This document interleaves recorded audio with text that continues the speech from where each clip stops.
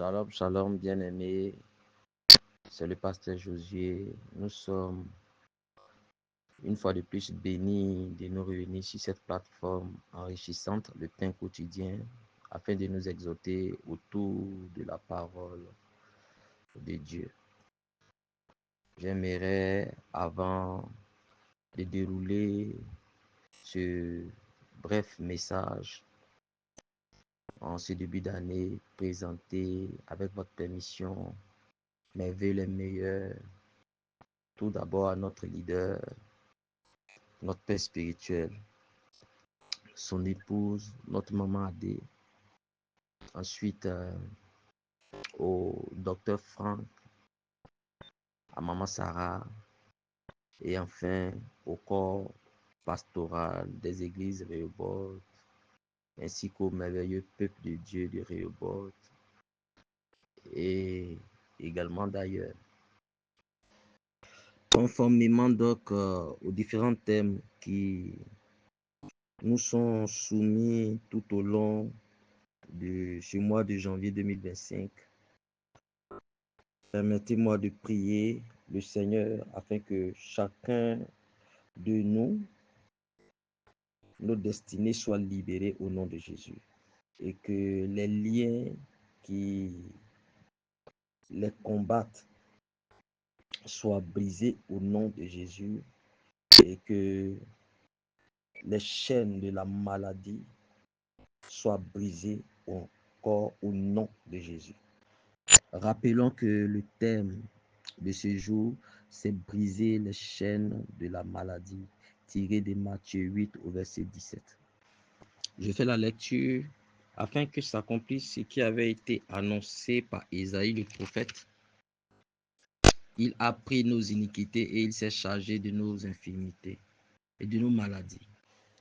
Excusez-moi, permettez-moi de reprendre la dernière phrase, c'est « Il a pris nos infirmités et il s'est chargé de nos maladies ». Bien-aimés, toutes les maladies, qu'elles soient naturelles ou pas, ont un seul dénominateur commun, c'est la malédiction. Et là-dessus, certains spécialistes de la santé, les diététiciens, certains des médecins disent que la maladie, c'est le mal qui a été dit et qui crée des dysfonctionnements au corps. Si tel est le cas, gloire à Dieu, parce que la Bible est claire là-dessus. Il s'est fait malédiction, parlant de Jésus-Christ, pour que nous soyons bénédictions. Et les Écritures nous enseignent que c'est par l'œuvre de la croix que cela a été ainsi fait. Raison pour laquelle nous n'avons rien à craindre en ce qui concerne la maladie, parce que la maladie a été vaincue par la croix.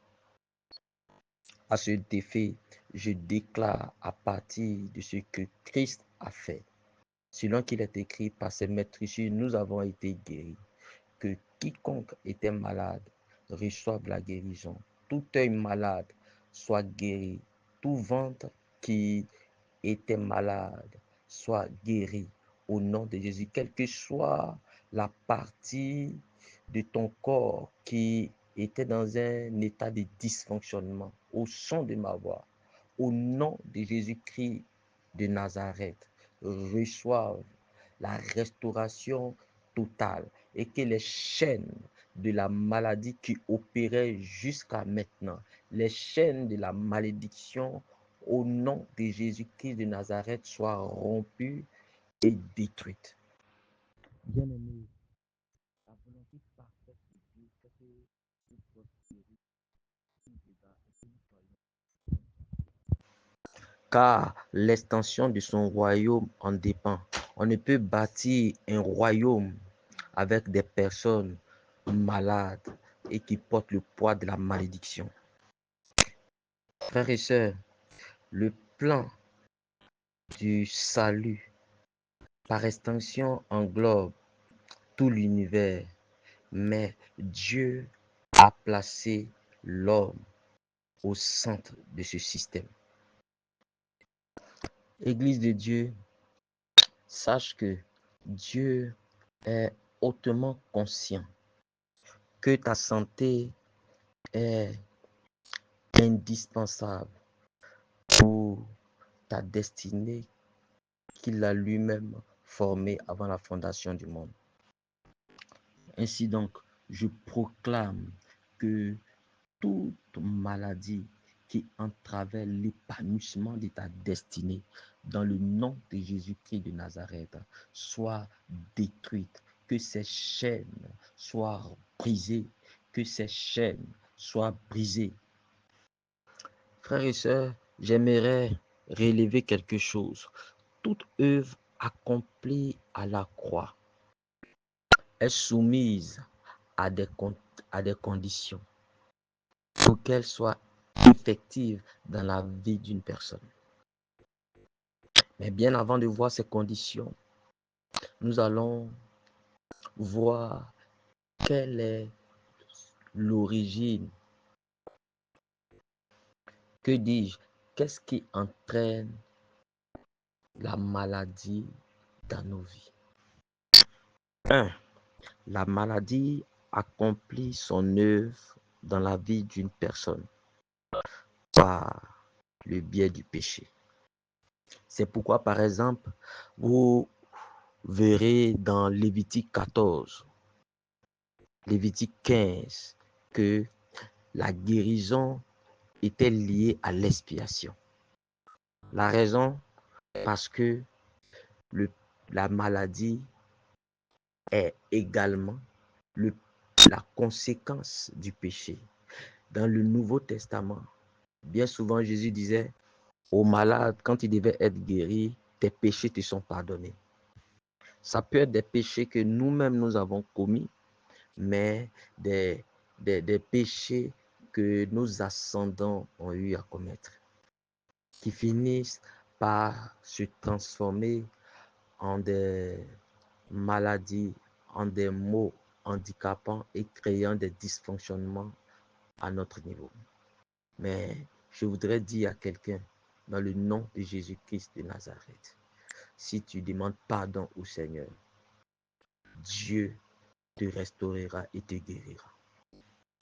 Vous avez pu le constater après avoir énuméré la raison principale qui fait qu'on est malade. Nous sommes en train de parler maintenant de comment faire pour recevoir la santé divine ou la guérison ou encore pour nous libérer des chaînes de cette malédiction que représente la maladie. Numéro 1. La Bible dit dans le livre de Matthieu 8, au verset 16, il chassa les esprits par sa parole et il guérit tous les malades. Donc la première chose qu'il faut faire pour obtenir sa guérison, c'est la déclaration de la parole de foi, de la parole prophétique.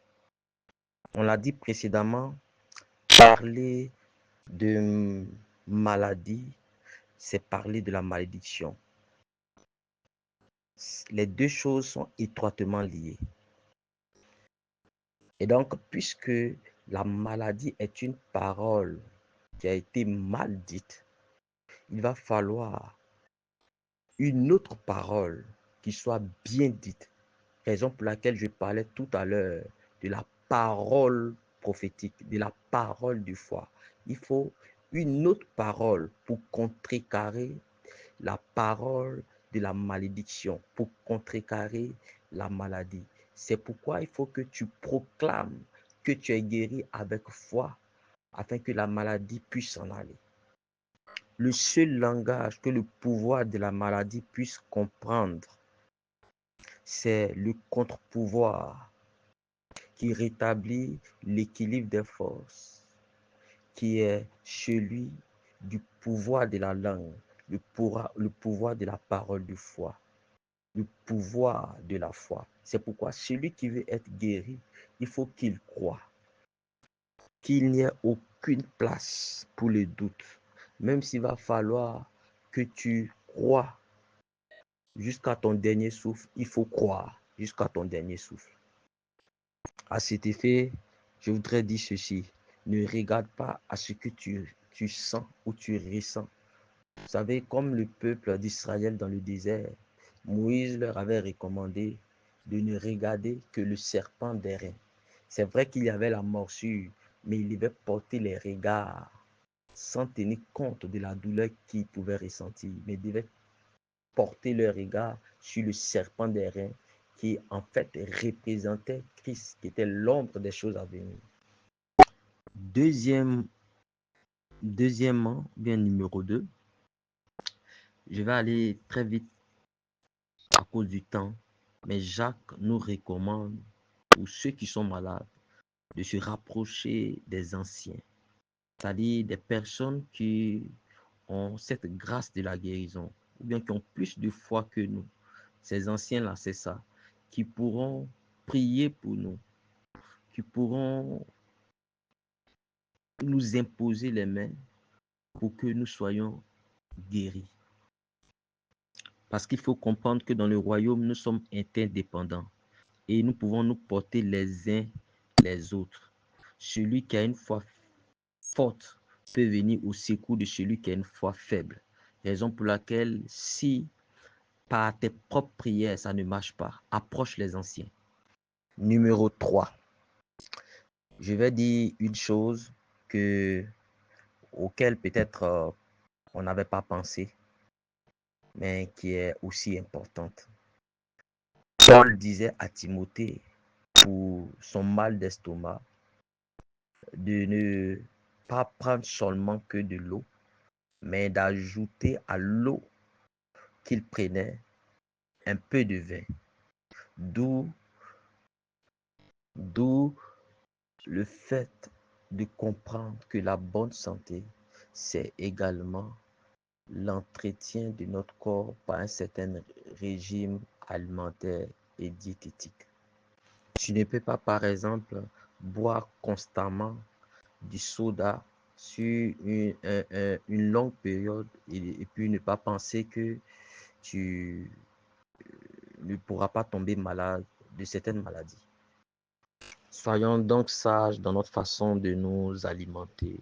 Notre santé également en dépend. Que Dieu nous bénisse et que le Seigneur restaure notre santé au nom de Jésus. Amen.